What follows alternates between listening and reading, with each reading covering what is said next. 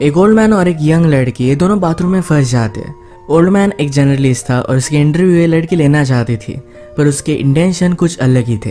Hello friends, आज मैं आपको मैड्रिड 1987 या 2011 की एक फ्रेंच मूवी एक्सप्लेन करने वाला हूँ। ये kind of hang out movie है, तो इसके कन्वर्सेशन को आप रिलैक्स कर कुछ खाते हुए एंजॉय कर सकते हो। तो बिना किसी देरी के एक्सप्लेनेशन स्टार्ट करते हैं। मूवी स्टार्ट होती है और हम हमारे मेन कैरेक्टर को, जिसका नाम है मिगेल, इसे एक होटल में राइट करता देख सकते हैं। ये न्यूज़पेपर के लिए राइट करता है और ये बहुत ही फेमस राइटर है। आज उसे मिलने के लिए एक लड़की आई जो हमारी और एक मेन कैरेक्टर है, इसका नाम है एंजेला।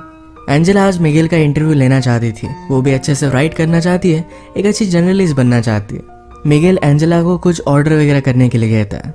उसने बहुत पहले एक आदमी के बारे में आर्टिकल लिखा था, उसके बारे में वो बात कर रहा था। वो कहता है मैंने उसके बारे में आर्टिकल लिखा, पर इसके बाद ही उसकी डेथ हो गई थी, तो हमने वो पब्लिश नहीं किया। वो और उसका पब्लिशर बहुत ही क्लोज थे। एंजेला पूछती है कि ऑफिस में सबसे तुम क्लोज थे। मिगेल कहता है एक जगह पर अगर तुम 25 ईयर्स तक काम करो तो सिर्फ एक दूसरे को मारना ही बाकी रहता है। मिगेल बहुत ही स्ट्रेट फॉरवर्ड, उसे जो चाहिए होता है इसके बारे में बोल देता है। इस टाइप का कैरेक्टर है। एंजेला ने कोका कोला ऑर्डर किया था, इसकी एक सिप उसने उसे मांग ली। मिगेल को डॉक्टर ने कोका कोला, टोबैको इस तरीके की चीजें खाने के लिए मना किया है, पर फिर भी वो मानता नहीं। वो एक ही टाइम पर स्मोकिंग भी करता है, कोका कोला भी पीता है और टोबैको भी खाता है। उसे लगता है कि अगर इस तरीके से उसकी डेथ हो जाए तो इसका ब्लेम ये सारी चीज़ों में इक्वली डिस्ट्रीब्यूट हो जाएगा। एंजेला ने अपनी राइटिंग मिगेल को दिखाने के लिए लाई हुई थी, जो मिगेल को इतनी ज़्यादा पसंद नहीं आती। वो कहता है तुम्हारा आर्टिकल बहुत ज़्यादा लॉन्ग है, अगर तुम्हें पब्लिश होना है तो ये ज़रा शॉर्ट होना चाहिए। एंजेला ने मिगेल की राइटिंग स्टाइल भी कॉपी की थी, तो कहता है तुम्हारी राइटिंग स्टाइल ज़रा यूनिक होनी चाहिए, तुम्हारे वर्ड्स लोगों को पिंच करने चाहिए, तभी आर्टिकल परफेक्ट बनता है। राइट कैसे करना है ये कोई भी सिखा नहीं सकता, ये अंदर से आना चाहिए। यही रीज़न था एंजेला ने अपने कॉलेज में राइटिंग के कोई भी लेसन लिए नहीं थे, क्योंकि ये सिखाया नहीं जा सकता। बात करते वक्त मिगेल ने एंजेला को अपने पास बुला लिया था। मिगेल एंजेला को अपने कोट से चाबी निकालने के लिए कहता है। वो कहता है एक मेरे पेंटर फ्रेंड की है जो वीकेंड के लिए बाहर गया हुआ है। तुम्हें कॉल करने से पहले मैंने ये चाबी उससे ले ली थी। इसके बाद मैंने मेरा लक ट्राई किया। मिगेल एंजेला को अपने साथ वहां लेकर जाना चाहता था। वो उसे कहता है इंटरव्यू लेते वक्त हमारे बीच कोई भी डिस्ट्रैक्शन नहीं आना चाहिए। ये वहां पर पहुंचे, मिगेल एंजेला को टी वगैरह देता है। यहाँ पर अलग अलग पेंटिंग्स पड़ी हुई थी, तो मिगेल कहता है पेंटिंग ये आर्ट फॉर्म मुझे बहुत अच्छा लगता है।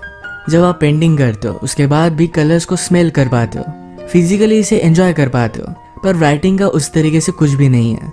एंजेला ने ग्लासेस लगाए थे तो उसने वो निकाल लिया, उसके बाद उसे किस कर लेता है। इसके बाद मिगेल ने कहा कि आजकल मुझे किसिंग में कोई भी इंटरेस्ट नहीं है, जैसा एज बढ़ता गया वैसे इंटरेस्ट चला जाता है। उसने फिर उसे कपड़े निकालने के लिए कहे। उसका मानना था कि एंजेला उससे कुछ सीखने वाली है, तो उसके बदले में उसे भी कुछ मिलना चाहिए। वो उसे क्लियरली बोल देता है कि मुझे जो चाहिए ये मैंने तुम्हें क्लियरली बता दिया है, इससे ज़्यादा तुम और कुछ भी एक्सपेक्ट नहीं कर सकती। इसका मतलब ये नहीं कि तुम टैलेंटेड नहीं हो, पर फिजिकली मैं तुमसे अट्रैक्टेड हूँ। आजकल मैं किसी भी लड़की को सीड्यूस नहीं कर पाता, जब यंग था तब की बात अलग थी। अगर आज एंजेला के साथ उसका कुछ हुआ तो इसके बारे में वो लिखने वाला है। एंजेला को ज़रा अनकंफर्टेबल लगा तो यहाँ से वो चली जाती है। थोड़ी देर में माइंड चेंज कर फिर से वो वापस आ गई। उसने अपने कपड़े निकाले। मिगेल ने अपने फ्रेंड की कलर लेकर उसके बॉडी पर वो ड्रॉ करता है। इनके बीच में अब तक फिजिकली कुछ भी नहीं हुआ। इसके बाद एंजेला शावर लेने के लिए चली जाती है। मिगेल भी उसके पीछे पीछे आया। उसने डोर लॉक किया, वो भी शावर लेता है। शावर लेने के बाद एंजेला ने कहा कि अब मुझे यहाँ से जाना है, ये सब वो नहीं कर सकती। मिगेल को ये बात सुनकर बुरा लगा, पर एंजेला जब यहाँ से जा रही थी तो बाथरूम का डोर ही ओपन नहीं होता। ये डोर खराब था, पर मिगेल का फ्रेंड उसे बताना भूल गया था। एंजेला इसे खोलने का बहुत ट्राई करती है। मिगेल ने भी ट्राई किया, पर दोनों से खुल नहीं पाता। एंजेला बाथरूम की छोटी सी खिड़की से हेल्प मांगने की कोशिश करती है, पर मिगेल ने उसे कहा कि प्लीज ऐसा कुछ भी मत करो। अगर हम दोनों एक साथ पकड़े गए तो तमाशा हो जाएगा। वो एक फेमस राइटर है, तो स्कैंडल भी बन सकता है। मिगेल ने कहा कि मेरा फ्रेंड 2 दिन तक वापस नहीं आएगा। इतने टाइम में उसकी वाइफ पुलिस को कॉल कर देगी। एंजेला कहती कि मेरे पेरेंट्स उससे पहले ही ज़्यादा वरीड हो जाएंगे। ये इन दोनों के लिए प्रॉब्लम थे, तो फिर से खिड़की से आवाज़ लगाने लग जाते हैं, पर इन्हें कोई भी सुन नहीं पा रहा था। मिगेल कहता है हमारी सिचुएशन बहुत ही अजीब है, एक तो कॉमेडी हो सकती है या फिर ट्रेजेडी। एंजेला ने कहा कि अगर हम सेफली यहाँ से निकल गए तो एक कॉमेडी होगी, अगर मेरे पेरेंट्स को पता चल गया तो एक ट्रेजेडी में कन्वर्ट हो जाएगी। मिगेल पूछता है कि तुम्हारे फादर क्या करते हैं। एंजेला ने कहा कि वो मिलिट्री में है। उनका नाम उसने उसे बताया, तो मिगेल उन्हें जानता था। एंजेला की बड़ी सिस्टर को भी वो जानता है। उन दोनों में 17 ईयर्स का डिफरेंस है। मिगेल कहता है कि जब वो एक्टिंग क्लास में थी तो हम दोनों फ्रेंड्स हुआ करते थे। वो एक्चुअल में उसे लाइक करता था, पर उन दोनों के बीच में कुछ भी नहीं हुआ। मिगेल बहुत ही वरीड था कि उसकी वाइफ पुलिस को बुला लेगी। उसे एक राइटर की स्टोरी याद आई। राइटर हमेशा अपनी वाइफ पर चीट करता था। एक दिन वो घर पर ही नहीं आया। उसकी वाइफ को पता था कि वो किसी और लड़की के साथ है, फिर भी उसने पुलिस को कॉल कर दिया। कहा कि टेररिस्ट लोगों ने मेरे हस्बैंड को किडनैप कर लिया है। जब वो राइटर नेक्स्ट दिन उठा तो अपने आप को उसने डायरेक्टली न्यूज़ पर पाया। ये सब बहुत ही फनी बन गया था। उसकी वाइफ ने उसे एक लेसन टीच करने के लिए ये सब किया था। मिगेल कहता है कि तुम्हारी डैड और सिस्टर में कभी भी बनती नहीं थी, वो हमेशा फाइट करते थे। एंजेला ने कहा कि वो अब भी करते हैं। एक्चुअली एंजेला ने अपनी सिस्टर से ही मिगेल का नंबर लिया था। मिगेल कहता है एक बार मैंने उसे बताया था कि मैं उसे लाइक करता हूँ, पर उसने मुझे रिजेक्ट कर दिया था। अगर उसे पता चला कि हम दोनों किस सिचुएशन में हैं तो मैं वंडर करता हूँ कि वो करेगी क्या। आजकल एंजेला की सिस्टर एक बड़ी एक्ट्रेस बन चुकी है। एंजेला कहती है कि मेरी सिस्टर को लगता है कि तुम बहुत ही ओवररेटेड राइटर हो। मिगेल को सुनकर बुरा लगा, पर वो कहता है एक ओवररेटेड राइटर ही इसको अपना करियर बना सकता है। एंजेला पूछती है लोग क्या कहते हैं, क्या तुम्हें इससे कुछ भी फर्क पड़ता है। मिगेल पूछता है क्या अब भी तुम मेरा इंटरव्यू ले रही हो। मैं तुम्हें सब आंसर्स दूंगा, पर ये इंटरव्यू किस तरीके से एंड होती है इस पर ही डिपेंड करेगा। उसे टच करने वाला था, पर एंजेला उसे दूर जाकर बैठी। एंजेला कहती है तुम्हारे नॉवेल्स बहुत ही अजीब तरीके से थे, पर फिर भी उन्हें बहुत सारे अवार्ड्स वगैरह मिले हैं। मिगेल कहता है नॉवेल लिखते हो लोग बहुत ही ज़्यादा टाइम लेते हैं, मैंने इसे प्रोफेशनली लिखा था। हर रोज़ मैं कुछ टारगेट रखकर इसे कंप्लीट कर ही डालता था। मिगेल एंजेला से कहता है कि फिर से ट्राई कर देखो, तुम्हारी आवाज़ सुनकर तुम्हें हेल्प करने के लिए कोई भी आदमी आ सकता है। सुंदर लड़की देखी नहीं और हर आदमी उसे हेल्प करना चाहता है। आवाज़ देने के बाद भी उसे कोई भी सुन नहीं रहा था। मिगेल फिर से एंजेला के पास आ गया। उसे कहती है मुझे सिर्फ यहाँ से जाना है, उसके साथ कुछ भी नहीं करना चाहती। एंजेला फिर से डोर को ओपन करने की कोशिश करती है। मिगेल कहता है कि जब आप यंग होते हो तो लगता है कि इस लाइफ में कुछ पॉइंट है, वो अपनी लाइफ कुछ अलग तरीके से जी लेंगे, पर बाद में पता चलता है कि लाइफ में बहुत सारी चीज़ें पॉइंटलेस थी, इसमें कोई भी मीनिंग नहीं था। हर एक की कोई ना कोई तो प्रायोरिटी होती है। मिगेल एंजेला से पूछता है कि आज सैटरडे है, अगर तुम घर पर होती तो क्या करती, क्या अपने फ्रेंड्स के साथ बाहर जाती। एंजेला को ये सब चीज़ें पसंद नहीं है। वो कहती है कि मैं बुक्स रीड करती। मिगेल को जो बुक्स पसंद है यही एंजेला ने भी पढ़ी हुई है, पर मिगेल कहता है हम दोनों के व्यूज़ इस पर बहुत ही अलग अलग होंगे, जैसे कि क्लासिकल म्यूजिक और एक रॉक बैंड में डिफरेंस होता है। मिगेल ने फिर यही टॉयलेट किया। वो कहता है प्यार के बारे में लोगों ने बहुत सारी चीज़ें लिखी है, पर बाकी चीज़ों के बारे में कोई भी नहीं लिखता। ये लोगों को ज़्यादा रेजोनेट करती है। अपने राइटिंग में इन चीज़ों का तुम्हें ध्यान रखना चाहिए। मिगेल अब फ्रस्ट्रेटेड हो रहा था। वो कहता है हम दोनों यहाँ हैं, हम दोनों में एक टेंशन है, अगर हम कुछ भी नहीं करते तो टेंशन बढ़ता जाएगा। सब कुछ हो जाने के बाद शायद हम एक दूसरे को डिज़ायर नहीं करेंगे, पर फिर भी अट्रैक्शन बहुत ही इम्पोर्टेंट है। मिगेल भी अब जल्दी से जल्दी यहाँ से निकलना चाहता था। उसे बुरा लगता है कि वो सोच क्या रहा था। वो एक ओल्ड मैन है, कोई भी यंग लड़की उसके साथ इंटीमेट नहीं हो सकती। वो कहता है कि मेरी वाइफ को मैं बहुत प्यार करता हूँ, पर फिर भी कभी कभी आपको आइसोलेशन की ज़रूरत होती है। हम दोनों यहाँ पर इस तरीके से एक साथ हैं, अगर हमारे बीच में कुछ भी नहीं हुआ पर फिर भी लोगों को लगेगा कि कुछ ना कुछ तो हुआ है। ये उसे एक ट्रेजेडी की तरह लगता है। एंजेला फिर उसके पास आ गई और ये दोनों इंटीमेट हो जाते हैं। इसके बाद एंजेला को थोड़ी सी भूख लगी थी। इस पर मिगेल कहता है मूवीज़ में मुझे लोगों को कुछ ना कुछ खाते देखना अच्छा लगता है।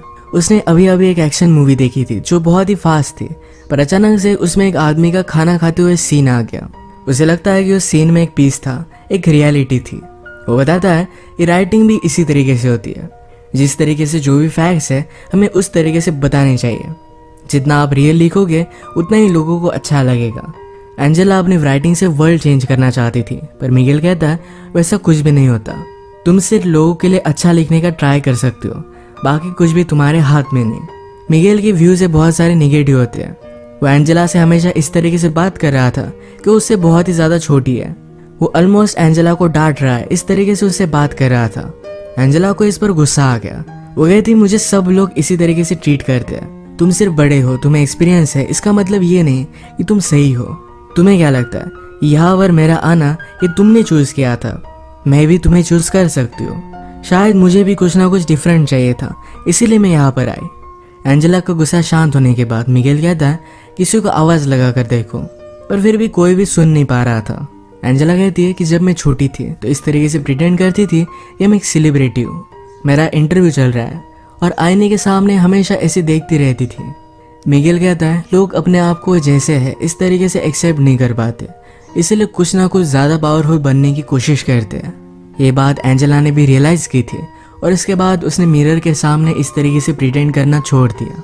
सब्जेक्ट को चेंज करने के लिए मिगेल कहता है क्या तुम्हें मूवी देखनी है। एंजेला पूछती कि हम कैसे देख सकते हैं। मिगेल ने फिर उसे स्टोरी बताना स्टार्ट किया। वो कहता है कि एक फैमिली थी, मदर, फादर और उनका एक बेटा था। एक दिन अचानक से बेटे ने अपने बेड से उठना बंद कर दिया। पहले तो पेरेंट्स को लगा था कि शायद स्कूल नहीं जाना चाहता, तो उसने साइकोलॉजिस्ट से उसकी बात करवाई, पर फिर भी बेटा मानने नहीं वाला था। साइकोलॉजिस्ट ने पेरेंट्स से कहा कि इस तरीके से आप प्रिटेंड कीजिए कि सब कुछ चीज़ें बहुत ही नॉर्मल है। बहुत दिन बीतते गए पर फिर भी वो अपने बेड से उठा ही नहीं।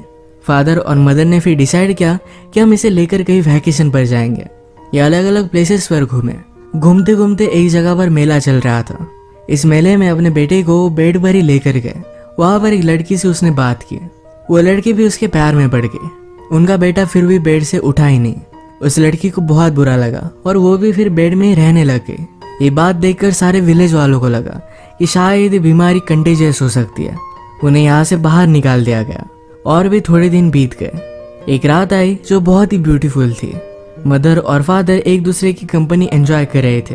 वो दोनों जंगल में गए और एक दूसरे के साथ इंटीमेट हो गए। जब वो वापस आए तो उनका बेटा बेड से उठकर कहीं चला गया था। उन दोनों ने अपने बेटे को ढूंढने की बहुत कोशिश की पर उन्हें वो कहीं भी नहीं मिला। एंजेला पूछती है क्या इस स्टोरी की एंडिंग सैड है, मुझे तुम्हें क्यों सुना रहे हो। मिगेल उसे बताता है कि मदर ने अपने बेटे को ढूंढने की बहुत कोशिश की थी, उसे मिला नहीं, पर इस बात से वो खुश थी। उसका बेटा इस तरीके से रह रहा था, इस बात से वो तंग आ चुकी थी। उसे जो फीलिंग्स आ रही थी इस वजह से उसे गिल्टी लग रहा था। स्टोरी की तरह ही हमने आज जो भी किया ये गलत था। हमें इसके बारे में गिल्टी तो लगेगा ही, पर ये अब हो चुका है। इसके बारे में ज़्यादा सोचना सही नहीं। इसके बाद अगर हम फिर से कभी मिले तो तुम मुझे इग्नोर कर दोगी। तुम्हें गिल्टी तो लगेगा पर यही करना सही होगा। इसके बाद थोड़ी देर में मिगेल को किसी का आवाज़ आया। उस आदमी को बुलाकर कहता है कि प्लीज़ मेरे फ्रेंड को कॉल करो, मैं यहाँ पर फंस चुका हूँ। थोड़ी देर में मिगेल का फ्रेंड भी वहाँ पर पहुँच गया। जिस तरीके से मिगेल ने कहा था कि तुम मुझे अनदेखा कर कर यहाँ से चली जाओगी, उसी तरीके से एंजेला यहाँ से चली गई। जाने से पहले एंजेला ने उसे कहा कि सिर्फ एक इंसिडेंट था, इसी तरीके से मैं उसे ट्रीट करूँगी। मुझे इसके बारे में कोई भी बुरा नहीं लगेगा, ये सिर्फ उसके लिए एक एक्सपीरियंस था। इसी के साथ ये मूवी एंड हो जाती है। अगर हम इस तरीके की हैंगआउट मूवीज़ देखें तो इसमें सिर्फ कैरेक्टर को और भी ज़्यादा जान लेना, उनके साथ कन्वर्सेशन एंजॉय करना, यही सिर्फ एक पॉइंट होता है। तो इसी टाइप की आज की हमारी मूवी थी। अगर आपको एक्सप्लेनेशन अच्छा लगा तो प्लीज़ इसे लाइक और कमेंट ज़रूर कर दीजिएगा। मैं बहुत सारी मूवीज़ लेकर आता रहता हूँ, तो प्लीज़ इस चैनल को सब्सक्राइब कर दीजिए और बेल नोटिफिकेशन आइकन दबाना मत भूलिएगा। हम फिर से मिलेंगे और एक नई मूवी के साथ। तब तक के लिए थैंक यू।